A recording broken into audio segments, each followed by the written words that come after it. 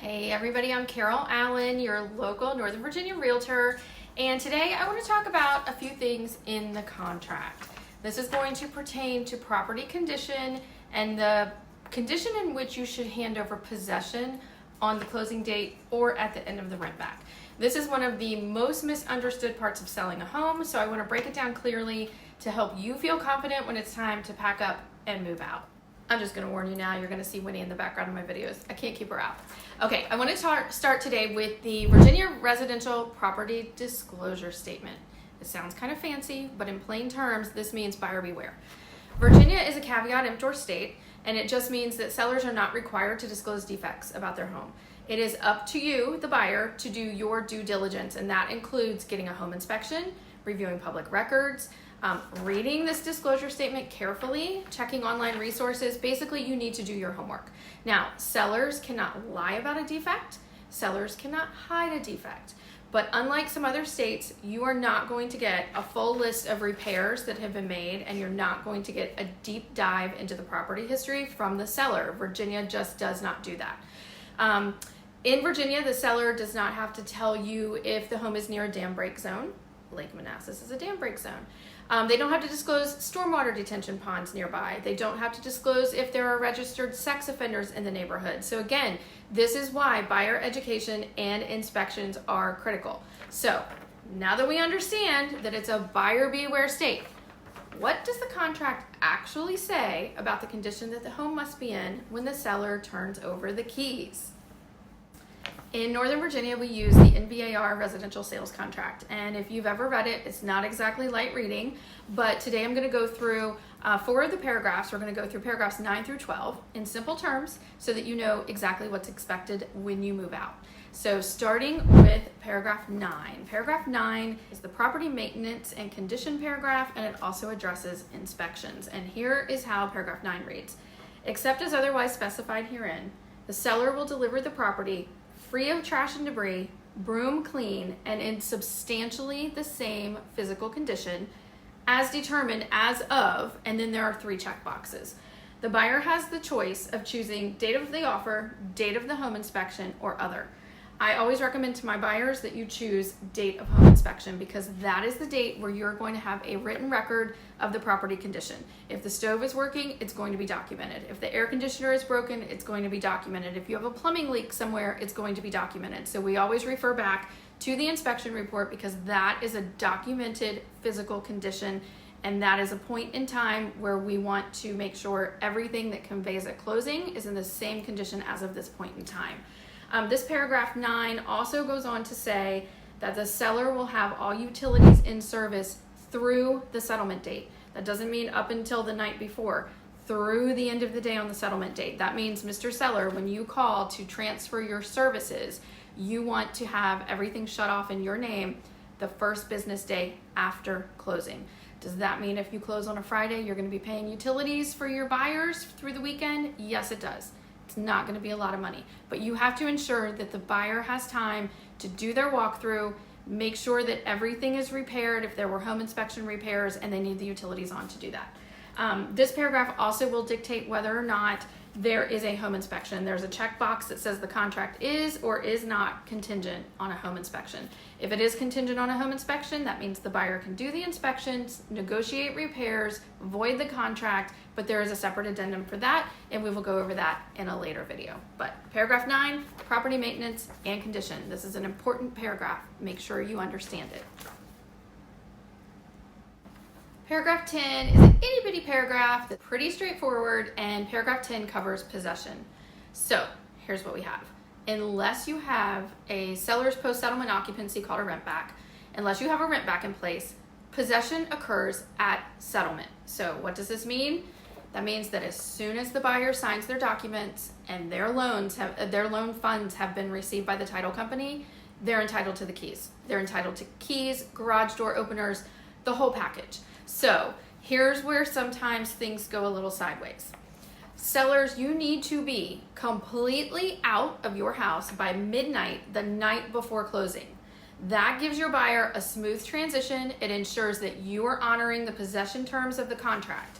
If the buyer goes to closing, say at 9 a.m., they should have access, full access to your house by 10 a.m. They should not still be waiting for you to finish packing up your garage.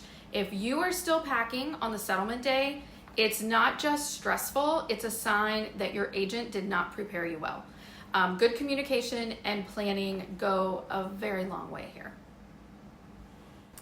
Paragraph 11 of the contract addresses utilities. And for those sellers in a public utility area, this paragraph is pretty simple. But if you are on a private septic, things could get a little bit tricky because July 1st, state laws changed and sellers are now responsible. If you have a private septic system, you are responsible for knowing how many bedrooms your system is approved for. Not how many bedrooms you're using it as, not how many bedrooms we're advertising in the MLS, but we need to know how many bedrooms you are legally permitted for. That number comes from the county health department, and if it says that you have 3 bedrooms and we're advertising and using 5 bedrooms, we have a problem and we need to get that straightened up before the contract is written. You are responsible for pulling those septic permits from the county. Now, if you've ever done anything with the county, you know it doesn't happen fast. So as soon as you know you're putting your house on the market, my advice is call the county, get those private septic permits. Last but not least, we're going to break down paragraph 12 of the MVAR contract, and this one covers personal property that conveys when you sell your home. I always explain personal property like this. If you imagine taking your house and you flip it upside down, anything that would fall is personal property that goes with you. That is furniture, area rugs, artwork, anything you have sitting on a shelf. That's personal property. You take it with you when you move. Anything that would stay attached if you flip your house upside down, that stays with the house. Now, here are some things that trip people up all the time. I don't know why these are the top ones. Dining room light fixtures. If that was a wedding gift and you didn't specifically call that out in the contract, that dining room chandelier is going to stay. The decorative bathroom mirror that you hung up, it's screwed into the wall. That's going to stay. Ceiling fans, light fixtures, appliances, smoke detectors, those all stay. Wall-mounted TVs, the wall mounts stay, the TVs go with you. Do not take the mount down and try to patch and paint that wall. If you do so, you're changing the physical condition of the property. If you marketed your home as a smart house, you have smart thermostats, smart locks, those all convey. You can't market a smart house and convey a dumb house. EV chargers, those stay. Another thing that trips people up, window treatments. Contract says blinds, shades, and window treatment hardware, meaning your rods, convey. Fabrics are negotiable. Shears, curtains, drapes, those are all negotiable, but the hardware stays. Those are just some of the big things that always come into play.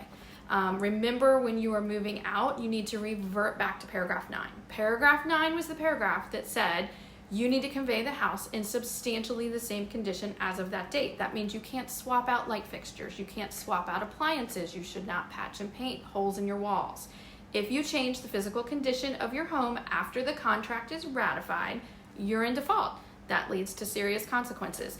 You take down a wall mount and you patch the wall and you don't paint it, the buyer can say you need to paint that. If you paint it and that paint doesn't match, the buyer can say, please repaint the whole wall. You don't want to get into any trouble with the contract. Revert back to paragraph 9, and if there's any question in your mind about what should stay and what should go, pick up your phone, call your agent. That's what we're here for. Okay, so to wrap it all up, when you are getting ready to turn over possession of your home in Northern Virginia, here's what you need to remember. The Virginia Residential Property Disclosure Act means buyer beware. The buyer is responsible for doing their homework. Sellers can't lie or hide defects. Paragraph 9 of the contract, you must leave the home broom clean, no trash and debris, on substantially the same condition as of the date chosen in the contract, utilities on through the day of settlement, unless you have a rent back in place. Paragraph 11, if you are on a private septic, you are responsible for pulling those permits from the county, making sure you know how many bedrooms your septic system is approved for. And paragraph 12, if it's attached, it stays. If it's smart, it conveys. Do not change the physical condition of your property after the contract is signed. If you are planning to sell your home and you want to make sure that the process goes as smoothly as possible from contract to closing, let's talk. I would love to help you. My contact information is right here. I hope you'll hit subscribe and like these videos and come back to watch more.